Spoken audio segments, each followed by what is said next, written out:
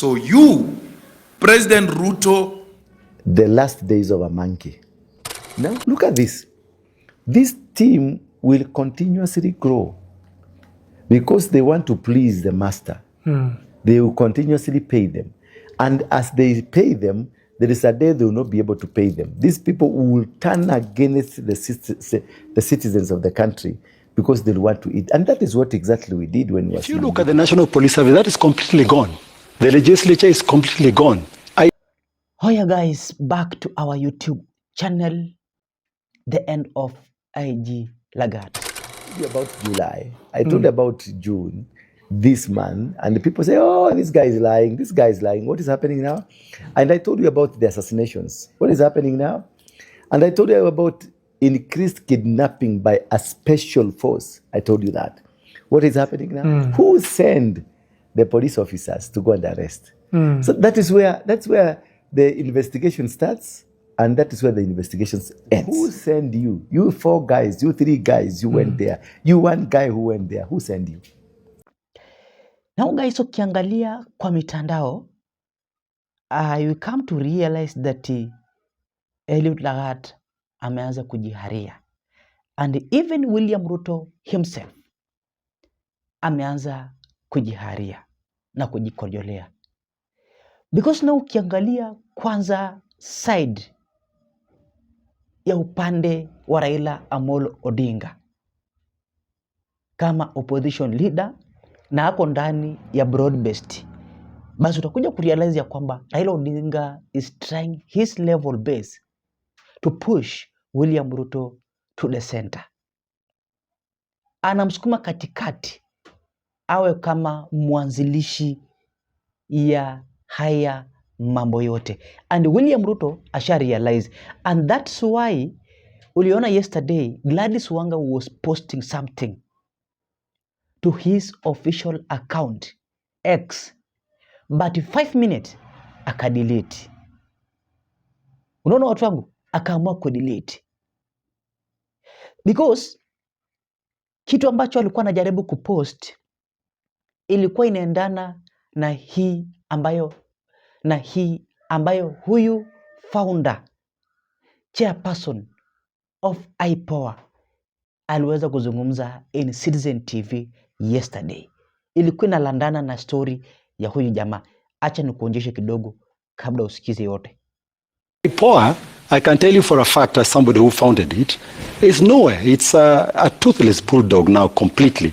It doesn't serve the purpose for which it was set up. I must say, because I'm a lawyer and I know several cases, he is gone, you know. If you look at practically all the independent agencies now, itself, saizi, it's a full of corruption. And guys, don't forget that even Julius Malema was telling us that William Ruto is based on lies. And William Ruto is promising to do this, but nothing is trying to change. Unaona watu wangu? So guys, in this video, don't try to swipe up. I want to cover everything. Kila kitu I want just to cover. Even Pastor Ndura is telling us that I have been telling you all these times. Nimekuwa nikiwaambia kwamba hii inakuja on June. Hii inakuja on July. But watu walikuwa wanafikiria ni mchezo. And now Pastor Ndura is revealing also again another shocking revelations. I don't know kama huyu Lagat ataponea. Today ndo siku ya huyu Lagat, Eliud Lagat, DIG, kuweza kuingia IPOA, kurekod a first statement. Na imetake time huyu jamaa kwenda pale kurekod a statement. Imetake time. Because na utangia huyu Albert Ojwang aage dunia, huyu Eliud Lagat hakuimagine even a single day kwamba itafikia yeye kwenda kurekod statement in IPOA. Because alikuwa anafikiria kwamba power is permanent. But Natembe akasema kwamba power is temporary. Nobody is above. Sisi wote tuko hapa katikati. Huwezi jua. Unaona watu wangu, inakaa tu kaa kifo. Huwezi jua. because that is something you can't predict it. Naona watu wangu, so kumechemka, ensure umelike video ili kuonyesha kwamba una support, na anasema thanks so extensive kuendelea kusupport hii channel. Zile moments guys mnaenda kuchukua kulike video, acha Mungu aweze kuonekana na kutetee na kupiganie kwa kila jambo. Now guys, I'm telling you for free that huyu Eliud Lagat end time zake zimefika, and I'm sure today huyu jamaa kuna possibilities ama high chances za kuweza kuwa arrested, because na ukiangalia member of parliament from Larieda, Otiendo Molo, is telling us that an IG, a DIG has no powers to step aside himself.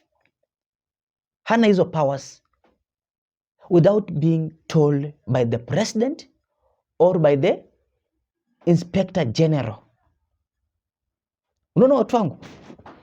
And that's why he was adding saying that why is it that huyu jamaa ame take time kwenda kurecord a statement, and it was very clear. James Mukhwana, police officer on Nairobi Central Police Station, he revealed, because he alireveal baada ya kurealize ya kwamba ama jamaa wanataka yeye abebe mziba ama msalaba, and yet walikuwa wameagree kwamba don't tell the truth. Unaona watu?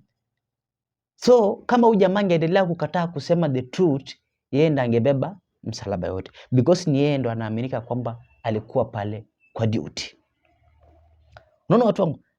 Hii ni speech ya Otendi Omolo. Sikiza. First of all, I would suggest that to ask our colleague to bring better answers is to give him a task beyond him, because he will not get better answers. He is relying on the same police who told us that this was an issue of suicide. There is no way they can give us any better answers. Mr. Speaker, I would suggest that if ever there was a case where we should consider constituting an ad hoc committee, because Ojwang's death demonstrates what happens every day, except it does not come to the limelight. I would suggest that, Mr. Speaker, you consider constituting an ad hoc committee to look into what actually happened, and also to look into what happens to other persons in similar circumstances, so that the police can be brought to order within the constitution and the law. Mr. Speaker, there are so many gaps in that responses. Number one, for starters, we have been failed by IPOA. IPOA cannot, as the person investigating police conduct, attend a press conference where the police are explaining their own conduct. You cannot do that. IPOA cannot come and tell us that they have arrested people and they are prosecuting people for murder when the central suspect has not written a statement to date. How do you determine then who should be taken to court if you've not interviewed Eliud Lagat up to now? IPOA has failed us, and we must call them to order. The other failure, Mr. Speaker, is in response to what now happened, the public outcry. I read the statement of 16th June 2025 by the DIG Eliud Lagat, where he says he has voluntarily stepped aside. Mr. Speaker, there is nothing like stepping aside in law. I invite, Mr. Speaker, that we look at the National Police Service Act, we look at Section 17, we look at Section 95A. Under Section 17, the President can remove the DIG, can retire the DIG, or can redeploy the DIG. None of those can be done by the DIG themselves. Under Section 95A, the disciplinary process can only be done by a disciplinary committee of the National Police Service Commission. You cannot discipline yourself by saying you've stepped aside. What does that mean in law? Mr. Speaker, I want to suggest that this whole issue is a charade. If you look back to the questions that were asked, Before you are arrested, you are supposed to be told why you are being arrested under Article 49.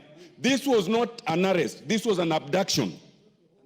And to use the word arrest, as has been used by chairman, is wrong. And if it was an arrest, you are supposed to be taken to the nearest police station. Why would you be taken 600 kilometers? And when you are taken to the station, then the OB is not recorded. At what point then are you told of the reason for your arrest? And then you are put in situations where you are clearly have been set up to be killed. Mr. Speaker, I think we owe it to this country, given what happened to Ojwang, given what happened to those who are demonstrating at what happened to Ojwang, to the extent that the same police are now escorting goons, we are in danger of sliding to a total banana republic. So maswali yatakuwa chungu nzima pale kwa IPOA. But now tunaambiwa pia IPOA ndo the most now corrupt institution.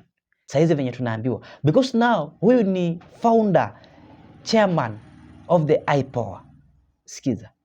Because of the leadership, the political leadership itself, because just like I mentioned about the making of dictators, one has to understand the psychological makeup of a dictator. I would think that just my slight variation from my colleague, Mr. Hashi, what he has said about autocracy, for me, we are actually sliding into a dictatorship, proper dictatorship. There's a gentleman called Ian Dale and Ian Robertson, who have written extensively about the makeup of a dictator. And if you look at all the signs of a making of a dictator, that's exactly what's happening in a country. They have this kind of like a god-like feeling where they feel that they are superhuman, that laws don't matter to them, they actually matter to other people, that everything is centered on themselves, that they are bigger than the public, that institutions don't matter. So what they normally do is that they try to emasculate, particularly the judiciary, the police service, and any other independent agency that would be able to be there to check and balance their powers. That's exactly what is happening in our country. And what is always required, because these two guys that I've just mentioned, they did a research on 64 dictators. Okay. It behoves on all the democratic organs that are, including the public itself, to be able to checkmate, that slide into dictatorship. Now, why do I say that? Because if you look at what has happened with us, that the independent agencies are nowhere to be seen, strictly speaking. In fact, the only one that is helping us to some reasonable measure of success is the judiciary. Of course, there are hits and misses here and there, but largely they've performed decently so far. If you look at the National Police Service, that is completely gone. The legislature is completely gone. IPOA, I can tell you for a fact, as somebody who founded it, is nowhere. It's a toothless bulldog now completely. It doesn't serve the purpose for which it was set up. I must say, because I'm a lawyer and I know several cases, EACC is gone. If you look at practically all the independent agencies, now they are a tool, weaponization, what you're calling about weaponization of, I would go to an extent of saying it's where using now the law and the agencies that are supposed to ensure that the law is followed to now perpetuate the power of this single individual who is seated at the house on the hill. So unless that changes, and unless, in fact, I would say that the public itself is literally left on its own. It is the public now that has to stand firm. And they are doing it very effectively, particularly the Gen Zs through these demonstrations. If I was to speak about this case of Albert Ojwang briefly, Mr. Ayub, a very sad case that should never happen, because we need to look at where did the problem start. This guy, what he's being accused of is a misdemeanor, a very small offense. Even if somebody is accusing you of, defaming you and all that, it's not murder, it's not terrorism, it's not a big offense. So ideally what should happen, because this is a bailable offense, it's one that at most you'll be fined, is to summon the guy. Just summon him. You don't even need to put him in custody. You don't go and even arrest him.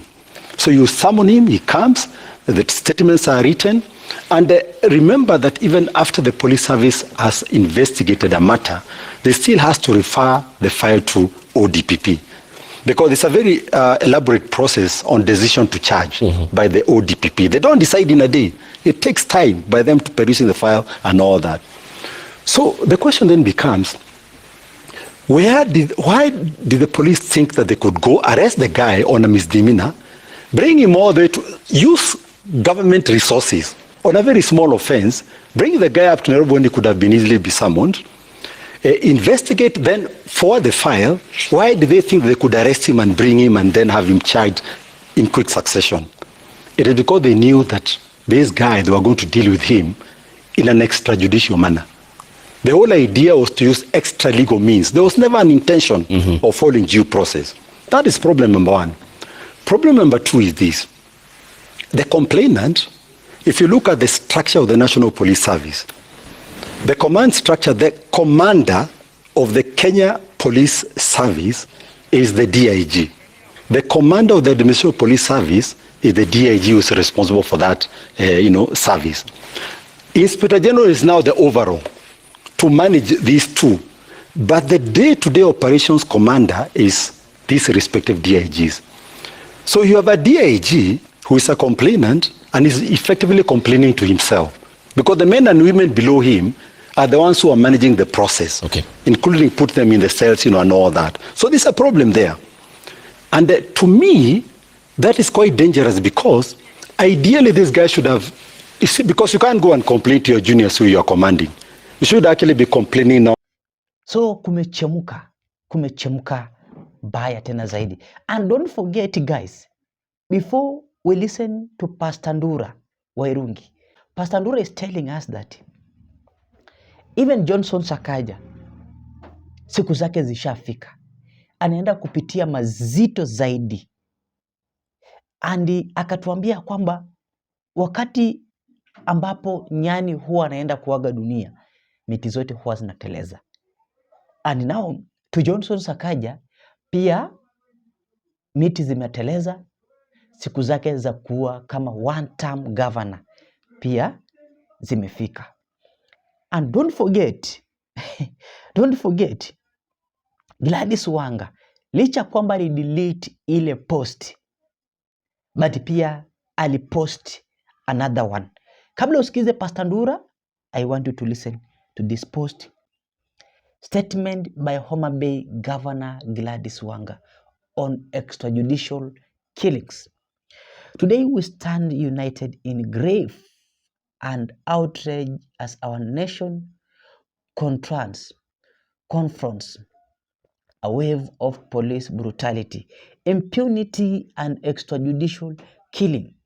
The tragic killing of our son, Albert Ojwang, in police custody has shaken our collective national conscience. Yet as we mourn Albert, another family in Mbaita is shattered by the death of Calvin's Omondi Onditi, a 36-year-old fisherman who allegedly hanged himself with his trousers at the Kipasi police post Mbita.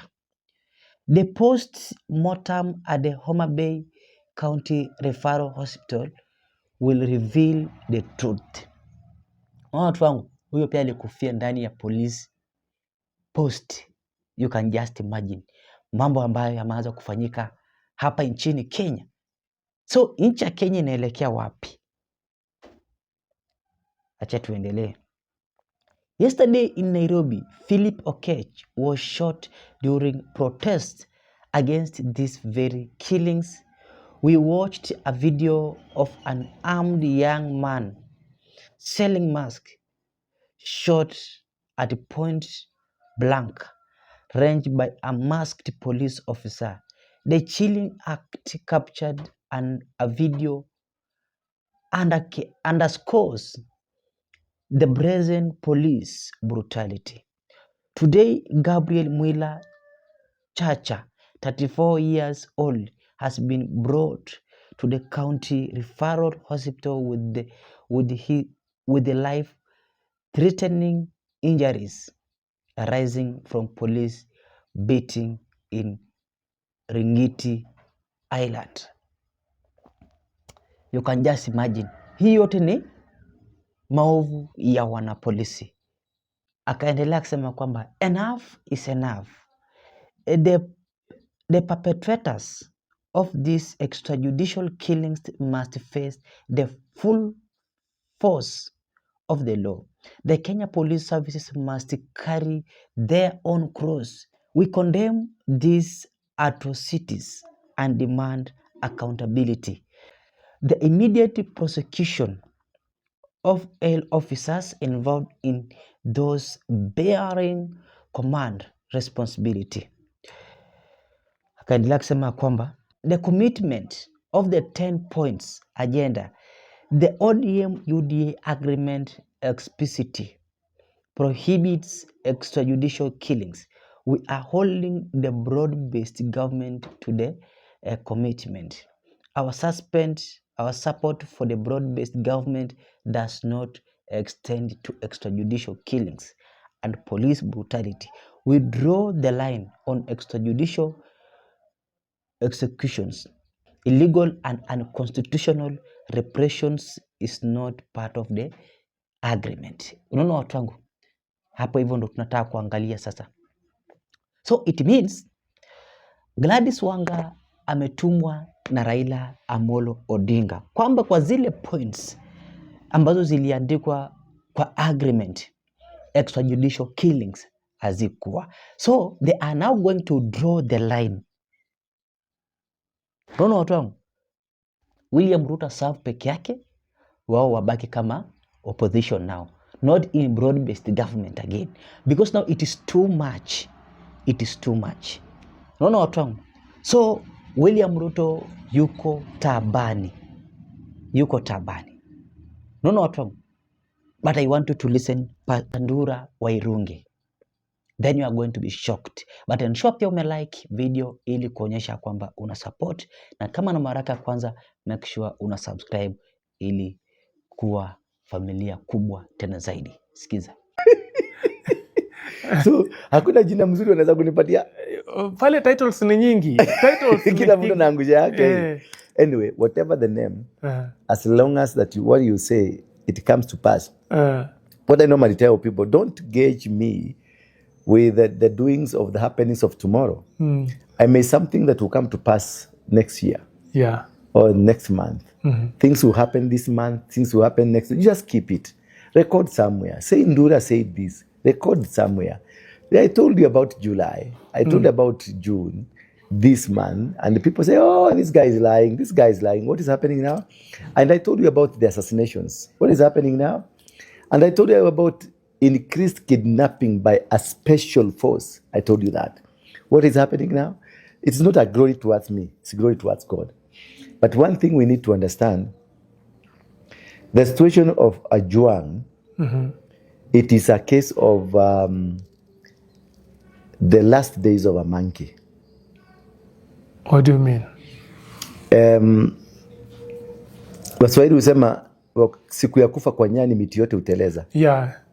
Because whoever sent for Ajuang at home, you could see now the narrative. They went home, they found the father, they found the wife, they picked this guy from home and they identified themselves as police officers. Then hours later, they are trying to deny, it's like they don't know what happened. But now the question, they're not able to answer everybody. Leave alone the killing, leave alone Mukwana, leave alone whoever that is there. Who ordered for the arrest? Who sent the police officers to go and arrest? So that's where the investigation starts, and that is where the investigation ends.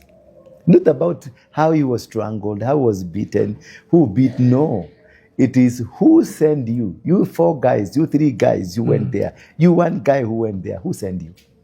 Then that is the man behind the whole story. Who sent you?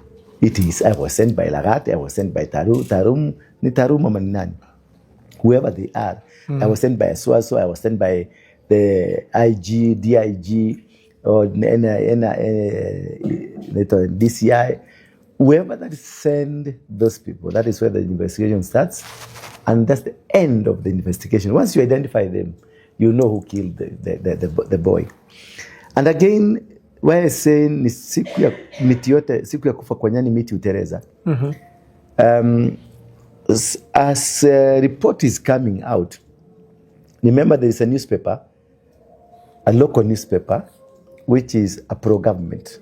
Yeah. That leaked a story that this thing happened in Karura Forest. Yeah, I remember. Because they were trying to remove the story of a person dying in police cell. Because it's more serious dying in a police cell than dying in the bush. So, because nobody would be able to identify who is this senior man, who is this police officers, who are these that were there, which is this car that picked him from the police station. That one will be a little bit difficult because there were CCTV cameras inside the cell, police cells. So for them, the person who spoke to the local newspaper, he was trying to create the cover-up. The local newspaper was part of the bigger plan to cover the whole story. But the more they tried to cover, the more it became bigger and bigger. Until when this guy said, if I'm mentioned, I will step aside. Because he was pretty sure Mukwana will not mention him, Taram will not mention him, nobody will mention him. Until he was mentioned, he had to step aside. So ndio hiyo siku ya kufa kwa nyani, miti yote uteleza, nothing, because it has to die. And there is one question people are not asking. They visited Kisii. The generator now, the person who did the work, not the person who distributed the work. Because it is supposedly said that they visited a place in Kisii. That's where the system took them. Then that's from Kisii they went to Homa Bay. Now, this guy they visited, where is he? People are not mentioning about him. Is he alive or was he arrested? And if he was not arrested, why? Oh, there are a few guys who got apprehended by the officers, right? Yeah, where are they? There is Kevin Moinde, I think Moinde. Yeah. And people are not talking about them. By the way, people are not talking about these guys. Where are they? Could he be okay? Tell us. Because no, I'm just asking. I'm just thinking loudly. Because this one, amejulikana kwa sababu no, they were part of the game. All of them. Yeah. They are part of the game because we ameshikwa ndio ikue evidence ya kila kitu. Ule alianzia hapa. They have to arrest this one, because of the continuity of the evidence. Now these guys, we are not hearing of them. We heard they went there. They visited those guys. Were they arrested? Were they not arrested? And if they were not arrested, why were they not arrested? Because this Mukwana was just doing a project that was projected, that was created by somebody, Moinde, that sent to Mukwana, then Mukwana distributed. So what happened? Where are they? Where were they not arrested? Or if they were arrested, where could they be? Can somebody talk to them? Can somebody bring them up so we may see these are the guys? Or are they in police custody? Those are the questions. That's the question you ask loudly. Yeah. But the most curious thing is not about the whole situation, because the whole situation has dealt with itself. You know, the situation, there's a way a situation can deal with itself and manifest in a manner that you did not expect it, but the situation has agreed to manifest. The situation has said, yes, now, this is my time now to reveal the whole story. And the story is being revealed one after the other one, one after the other. And you're going to know everything. And many other things are going to come up. And this is what has been happening, because I hear these are people from the AP camp, the rapid squad, from the AP, and then some goons here and there who are doing all these things. But the most dangerous thing is what the government of today is doing. This nature of grooming goons is the most dangerous thing that can ever happen to a nation. And when I heard that this guy was called to go and look for guys, lock them in, and then this man will be disciplined. Remember the case I had Natembea saying how they used to do, and how he saved Ngeno. Umuru Kidur, Umuru Kidur, in Kidur. Yeah. Umuru Kidur. Yeah, Johanna Ngeno. Yeah, the Umuru Kidur Constituency, I think. Umuru Kidur. Something like that. Something like that. Ngeno, personally, I know him. And the way this gentleman explained how they rescued him, for him, he thought they were going to kill. But they were rescuing him because of a special force from DCI from Nairobi had arrived to execute the job against this member of parliament. Yeah. And he quickly moved in, rescued him. They never told him where they're taking him. He's only now coming to say, we did this because this was about to happen to you. Yeah. And this is what happened to Boniface Mwangi in Tanzania, because I hear he was molested. Yeah, he was. And it's goons who are sent inside to molest them. Yeah. Well, this lady. This is a trend that is in East Africa, because the same thing happened to Besigye. Yeah. And Kina. And one of the bodyguards of Bobby Wine also. Bobby Wine. Yeah. That's I was looking for the name Bobby Wine. The same thing that happened. You know, I was once a Mungike leader. And I know what this can roll out to be. Yeah. More especially when we have a rogue kind of system, because we became so powerful during the Moi days. Because we were supported by politicians, and somehow Moi also supported us. Besides that, we were being supported by a politician from the Kikuyu land. And there's a time that we went Moi side, and Moi now started giving us money, sponsoring our activities. When Uhuru was to become the president, he was a candidate. Moi called me to State House with Maina Jenga and 12 others. And we were given 10 million bob to go and hold a political rally in Thika, Christina Garden. For the first time, the DC then gave us protection, the police gave us protection, giving Mungike protection when everybody was scared of Mungike. Yeah. And that is the day I announced and said, in Kenya, we no longer need old people to lead this nation. We need young people. Now, we were sent just to prepare for the introduction of announcement of Uhuru Kenyatta. We were not allowed, we were told not to mention the name, but say, we the young people, then we were young people. We the young people, we are tired of the old people. If Moi is going, Moi must go with the old. Now we were targeting Kibaki. Moi must go with the old. And as I made it, it was the back page of the Nation newspaper, and also the whole media was there, we were covered, and the whole world was shocked to see Mungiki guarded or being protected by the DC. The DC was at ground. And we did many other things. And as days went by, because now we had the capacity, Mungiki became a monster. And we were a government by ourselves. Nobody, we are not touchable. You could not touch us. You were being funded, right? We were funded. We were given money. We had everything. We had the privileges. No police officer can arrest you. We controlled the whole thing. We controlled the matatus. We controlled the bus stations. We controlled water selling, water vending, security, everything in Nairobi we controlled. And we became a government by ourselves. Approximately how many were you at that time, maybe in number, countrywide? We grew very fast because now protection was there. And we were recruiting all the gangsters. All the gangsters around, criminals, any kind of whatever you are, we recruited them. So we created a force. And many of these gangsters had guns. So we were government unto ourselves. Then we created kangaroo courts. In Dandora, in Kariobangi, in Mathare, we had kangaroo courts. What were those? A court like a court that you see in Kenya. Our own courts and our own jails. So we will arrest you and they keep you in our jail.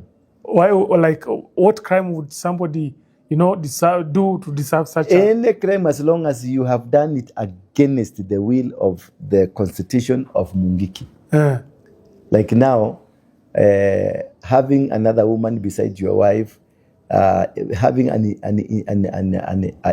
indiscipline kind of thing. If you are caught doing something that is against the code of conduct of the organization, That is what. And also people used to bring, like now, we have controlled Dadora. There's garbage collection, it's ours. Water selling is ours. Everything there. Matatu operating there. Even personal vehicles operating there, building. You want to build a house, you want to bring materials, whatever that you want to do, you had to pay. And if you don't pay, we arrest you, we take you to our cell, then we lock you inside, then you'll be brought to the court for the prosecutions. And the prosecutors are the Mungikis. The Mungikis. Everything was Mungiki. And we even sacked chiefs. No chief will come around. The OCSS and all man of these people, they were not allowed. We were the power unto ourselves. And we were in control of everything. The OCPD had to come and beg because we were running the economy. We were collecting money from Matatu, money from people who are building houses, money from anything, because we had the power protection from the president. And nasty things happened. I'm saying this because of what I'm seeing now happening. I can see because out of the experience, out of a person who was in the ground, what is happening, what I saw yesterday, it is bad. Let me give you another example, which is a bit international. I'll give you two, which is a bit international. Let's go to Sudan. There's this good friend of Ruto, RSF, Hemedi. Yeah. Hemedi, the Hemedi. Before Hemedi became Hemedi, he used to work for El Bashir. Yeah. He was a goon in the camp of El Bashir. El Bashir used to send them to go and cause chaos to Yemen, to any other country. They were the machineries, the Mungikis of for Al Bashir. El Bashir. Now El Bashir, these people they got exposure, they got the weapons, they got everything, and they got money. Yeah, and they were being backed by. And they were being backed, and then they will. I didn't say this in Mungiki. We used to threaten rich people, and rich people will bring money because if you hear Mungiki, and we are asking for 10 million, that money in the morning will be in my office. So wealth was there. So Hemedi was a Mungiki of in some quotes. quote. So this was being used by El Bashir as a goon to maim and frustrate his opponents. Yeah. As they grew by, Hemedi became stronger. And at some point, El Bashir started misbehaving. Yeah. So Hemedi and the group, they removed El Bashir. So the goons that were goons used to pay, they removed and they managed to lock him in. Until today, El Bashir has never come. Is he alive? I don't know, but he's not anywhere to be seen. He's in prison. He's in prison. He's in prison. So you can see what exactly happens to when you allow goons, protect the goons to grow. Look at the case of Ajuang, that it is goon that went, that were called, come. There are people that instead of police handling the situation, they have their own criminals to handle the situation. These people will never be controllable. Then look at now, you have, as Wamonyoro is saying, that we have 101 elite squad that is doing goon-like activities.